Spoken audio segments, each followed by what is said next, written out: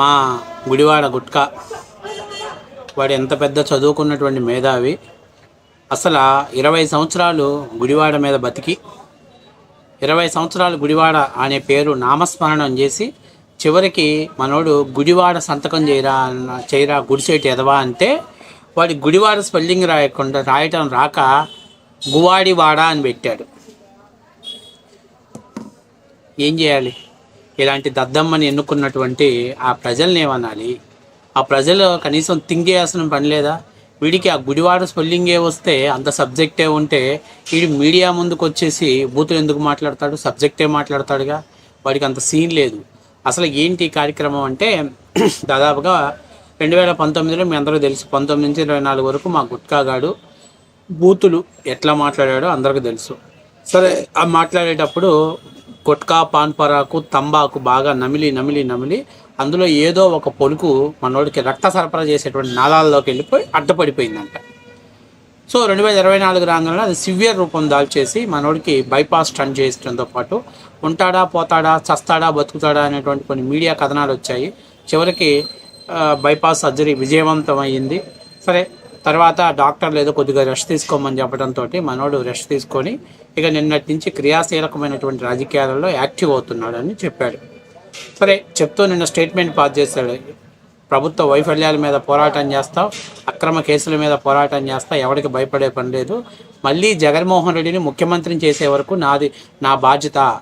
So Jaganmohan రెడ్డిని నేను ముఖ్యమంత్రిని చేస్తాను, అప్పుడు దాకా నేను అవిరామంగా విశ్రాంతి లేకుండా పోరాటం చేస్తానని చెప్పాడు. అందులో భాగంగా ఏదైతే కాలేజెస్ని, అంటే మెడికల్ కాలేజెస్ని పీపీపీ మోడల్లో కాకుండా ప్రభుత్వమే నడపాలని చెప్పేసి జగన్మోహన్ రెడ్డి గారు 1,000,000 సంతకాలు పిలుపునిచ్చాడు. ఆ పిలుపులో భాగంగా గుడివాడ నియోజకవర్గానికి ఇన్ఛార్జిగా ఉన్నటువంటి మా గూక్లేగాడు, మా గుడివాడ గాండు నిన్న సంతకాల సేకరణలో భాగంగా సంతకం పెట్టాడు. ఆ సంతకం ఎలా పెట్టాడంటే చూడండి, జియు ఓబో, వీడు అసలు మామూలుగా లేదు వీడి సంతకం. సరే, మొత్తం మీద ఏం రాశాడంటే గువాడివాడ అని పెట్టాడు.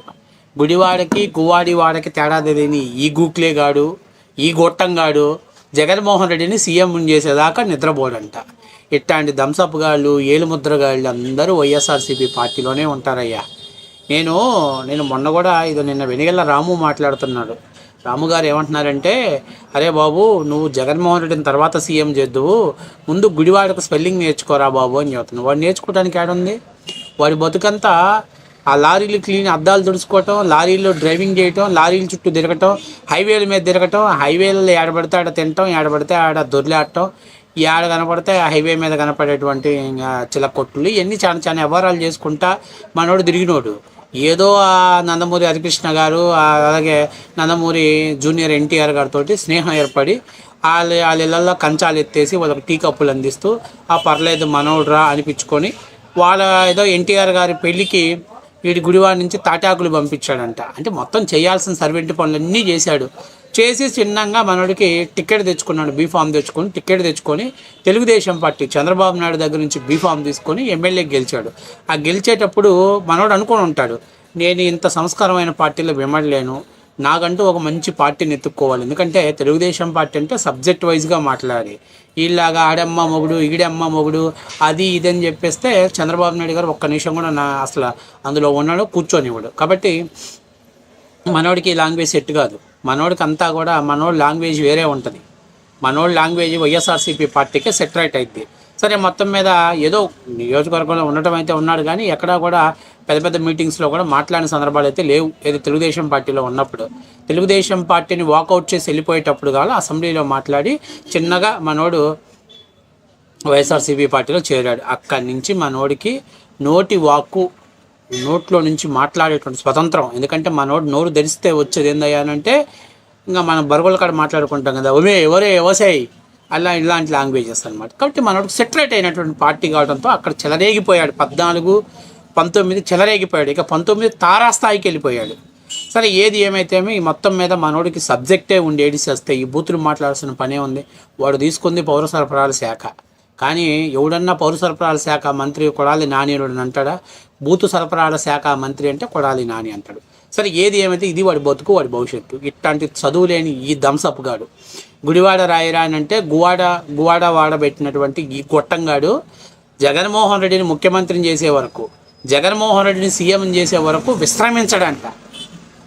ఒక ఏలుముద్రగాడు చెప్తున్నాడు, మీడియా ముందుకు వచ్చి మాట్లాడుతున్నాడు. మన కర్మ కాకపోతే, ఆంధ్రప్రదేశ్ ప్రజల దౌర్భాగ్యం కాకపోతే, ఇంకా ఇట్లాంటి దంసపుగాడు ఏలుముద్రగాడు ఈడు కూడా శబదాలు చేస్తున్నాడు జగన్మోహన్ రెడ్డిని సీఎం చేస్తానని. అసలు ముందు ఫస్ట్ గుడివాడ ప్రజలు మీకు ఏమి కర్మ పట్టిందయ్యా? అక్కడ తెలుగువాడి పౌరుషాన్ని ప్రపంచానికే విస్తరించి దేశానికే చూపించినటువంటి ఒక మహానుభావుడు నందమూరి తారక రామారావు గారు పుట్టిన గడ్డ మీద ఇట్లా నోరు తెరిస్తే గాండు మాటలు మాట్లాడి ఈ గాండుగాన్ని మీరు ఎమ్మెల్యేగా చేశారు. అది ఒకసారి కాదు, ఒకసారి తెలుగుదేశం పార్టీలో ఉన్నప్పుడు చేశారంటే పొరపాటు లేదు. వైఎస్ఆర్సీపీ పార్టీలో 2 సార్లు వాడిని ఎమ్మెల్యేని చేశారు. ఒకసారి మినిస్టర్ కావడానికి కావాల్సిన అవకాశాన్ని ఇచ్చారు.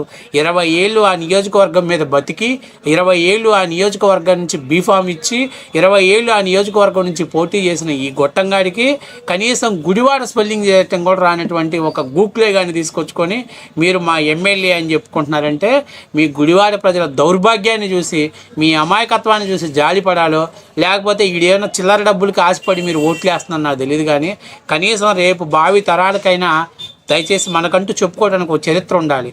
అరే పలానా దంసపుగాడు, పలానా ఏలుముద్రగాడు, దేనికి పనికిరాని సన్నాసి, లారీలు దుడుచుకునేటువంటి ఒక చెత్త క్లీనర్ గాడు, నోరు తెరిస్తే పచ్చి బూతులు మాట్లాడేటువంటి ఒక విశ్వాసం లేనటువంటి ఒక తుచ్చాగాడు, వాడు అలాంటి గొట్టంగాడు మన నియోజకవర్గానికి ప్రాతినిధ్యం వహించాడు అని అనుకోకుండా ఉంటాను. కనీసం రేపటి తరాలు మీ పిల్లలన్నా ఒక మంచి character, worthable character, Nandamuri Taraka Ramarao పేరు చెప్తే ఛాతి రోమం నిలబడిపోతుంది. అట్లాంటి మహనీయుడు పుట్టిన గడ్డ మీద ఇలాంటి తుచ్చుడు అలుపుని తీసుకొచ్చి మీరు ఎమ్మెల్యేగా ప్రాతినిధ్యం వహిస్తున్నారంటే, ఇంకా ఈ మధ్య ఎవరో మాట్లాడుతున్నాడు, ఎవరో ఆ చలసాని శ్రీనివాస్, ఆంధ్రప్రదేశ్ మేధావుల సంఘం అధ్యక్షుడు, వాడు ఒక మేధావి. అబ్బో వాడు అసలు మామూలు కథల పడ్డు.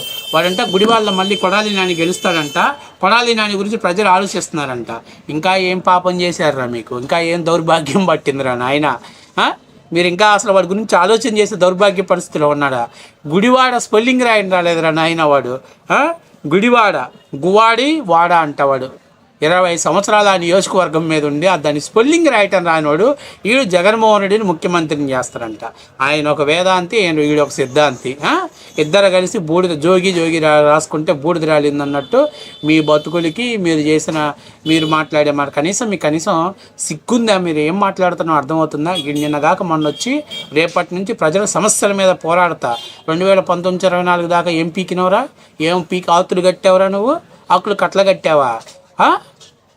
సన్నభీమీరా సన్నాసి అని అంటే నీ అమ్మ మొగుడు అడిగాడా అంటాడు. అరే గుడిలో డిక్లరేషన్ ఫామ్ ఇవ్వాలంటే గుడి నీ అమ్మ ఖర్జూరపు నాయుడుదా అమ్మనమ్మదా అని అడుగుతాడు ఈ గాడ్కాడు.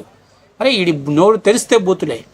కనీసం ఫస్ట్ ఆఫ్ ఆల్ నువ్వు తర్వాత కాదు కానీ మళ్ళీ ఎల్కేజీ కానీ చదువుకోపోరా బాబు. నువ్వు ఎమ్మెల్యేగా చేసుకున్నారంటే ఆ ప్రజలను ఆలోచన చేసుకోవాలి. ఇంత సన్నాసిని, ఇంత చేతగాని దద్దమని 4 సార్లు ఎలా గెలిపించారు స్వామి మీరు? కనీసం మీకు ఆలోచన ఉందా? బుర్రా గట్టలేదా? మళ్ళీ పైపు వచ్చి ఈడు వేసే పెద్ద పోస్ట్ గ్రాడ్యుయేట్ చదివినటువంటి పెద్ద ఎడ్యుకేటెడ్ పీపుల్ లాగా బిల్డప్ కొడతాడు. పొట్ట కోస్తే లోపల కైనా గుట్కా తంబాకు ఇది అప్పటి నుంచి ఇంకేం లేవు వీడి దగ్గర. నోరు తెరిస్తే అమ్మ అక్క ఆడి బూతులు తప్ప నుంచి ఏం మాట్లాడు. వీడు మళ్ళీ పైనకి కట్అవుట్. నాని అన్న క్రేజ్ చూడండి, ఏముందిరా క్రేజ్ చూడటానికి? వాడి ముఖం చూద్దామంటే శ్మశానంలో చేతబడులు చేసుకునే అఘోరాలాగా ఉంటాడు.